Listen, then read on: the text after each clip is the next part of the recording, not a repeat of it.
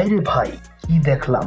এ যেন এক মনস্টার, যে কিনা তার সাম্রাজ্যে কাউকে জায়গা দেবেন না।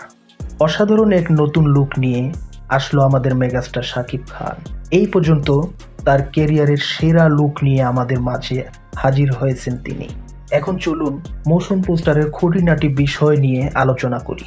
এই মোশন পোস্টারটিতে দেখানো হয় একটি শহরে বিশাল এক তাণ্ডব চলছে, যার মাস্টার মাইন্ড হচ্ছেন megastar Shakib Khan.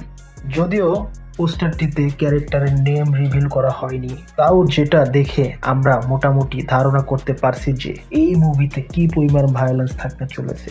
Rolle's Royals কারের উপর বসে চোখের এক্সপ্রেশন আর ভয়ানক অঙ্গভঙ্গিতে জানান দিচ্ছেন যে অন্য হাতে একটি গোল্ডেন গান দেখা যাচ্ছে, যা কিনা ক্যারেক্টারের ব্রুটালিটি প্রমাণ করে দেয়।